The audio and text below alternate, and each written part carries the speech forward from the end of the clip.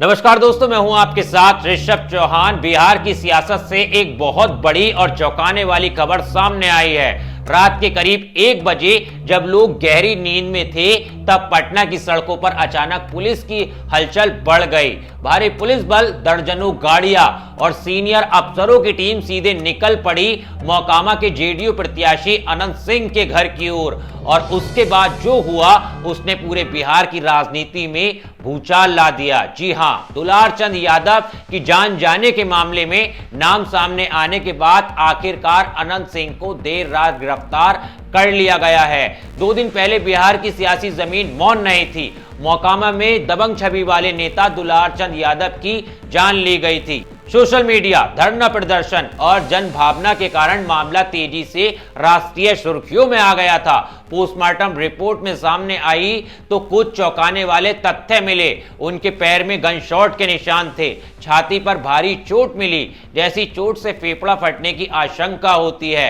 सिर पर एक गहरी चोट का निशान मिला और मौत का कारण बताया गया हार्ट अटैक, क्योंकि गोली लगने के बाद भी दिल की धड़कन रुक जाने से मौत होती है। इसके बाद परिवार, समर्थक और विपक्ष की आवाज और तेज होने लगी।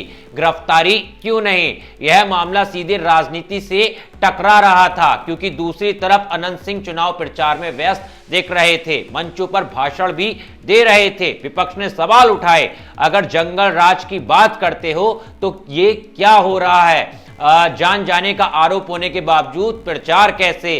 क्या कानून सभी के लिए बराबर नहीं है? सोशल मीडिया पर जस्टिस फॉर दुलारचंद ट्रेंड करने लगा। करोड़ों व्यूज, गुस्सा, भावनाएं सब उमड़ पड़ा। मामला इतना बड़ा कि चुनाव आयोग ने सीधे हस्तक्षेप किया और कई अफसरों को सस्पेंड किया गया। एसडीएम, एसडीपीओ सहित 4 अधिकारियों पर कार्रवाई की गई है। कारण बताया गया है एडमिनिस्ट्रेशन फेल। और जब प्रशासन चुनाव आयोग के अधीन हो तो आदेश भारी होता है, और जब शहर सो रहा था तब पुलिस जाग रही थी। लगभग 150 से ज्यादा पुलिसकर्मी, anti right force, senior officer सब पहुंच गए करगिल चौक स्थित अनंत सिंह के आवास पर। यह जगह वही है जहां अक्सर समर्थकों की भारी भीड़ रहती है, इसलिए पुलिस इतनी संख्या में पहुंची थी ताकि कोई विरोध ना कर सके, ताकि कोई बड़ा हंगामा ना हो सके। रात के अंधेरे में घर पर दस्तक हुई और कुछ ही मिनटों में खबर बाहर निकलने लगी कि अनंत सिंह की गिरफ्तारी हो गई है। यह खबर ऐसी थी जिसने रात के 1 बजे भी बिहार की राजनीति को जगा दिया। अब आप समझ सकते हैं कि बात कितनी गंभीर थी। रात के 1:30 बजे पटना पुलिस ने प्रेस कॉन्फ्रेंस बुलाने का फैसला किया। ऐसा तब होता है जब मामला राजनीतिक रूप से संवेदनशील हो, जनता का गुस्सा अधिक हो, नेशनल मीडिया की नजर हो। दुलारचंद यादव के परिवार ने लगातार मांग उठाई थी, गिरफ्तारी हो, न्याय चाहिए। मीडिया कवरेज बढ़ा, भीड़ इकट्ठा होने लगी। सोशल मीडिया पर बिहार के अलावा देश के लोग भी लिखने लगे। लोगों ने इसे बैकवर्ड वर्सेस फॉरवर्ड नैरेटिव से जोड़कर देखा। चुनाव का प्रभाव गहरा था। अनंत सिंह पहले से नीतीश कुमार के करीबी माने जाते रहे हैं। उनका कहना था, हमें टिकट की जरूरत नहीं है। नीतीश जी ने सीधे कहा है, चुनाव लड़िए। यही बयान उनकी गिरफ्तारी के खिलाफ लगातार सवाल खड़े कर रहा था। पीएम ने रैली में कहा, जंगल राज आया तो सब बर्बाद हो जाएगा। तुरंत विपक्ष ने तंज कसा, तो ये क्या हो रहा है? क्या यह मंगल राज है? मुद्दा सिर्फ जान जाने का नहीं था, मुद्दा था कानून व्यवस्था बनाम राजनीति का।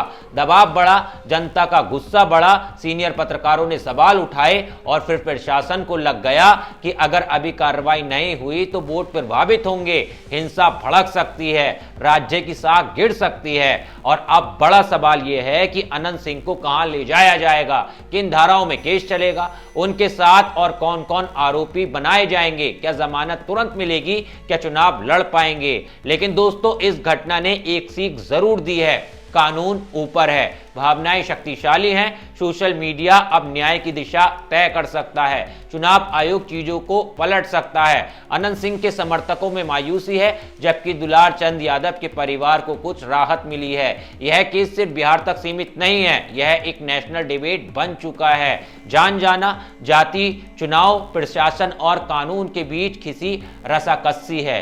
लेकिन इस पूरे मामले पर, इस पूरे केस को आप किस तरह से देखते हैं, एक बार कमेंट कमेंट में जरूर बताना दोस्तों। और हाँ, देश और दुनिया की तमाम खबरों के लिए, खासकर इस केस से हर छोटी मोटी अपडेट को जानने के लिए मेरे चैनल को सब्सक्राइब करना मत भूलना। मिलता हूं आपसे किसी और वीडियो में। जय हिंद।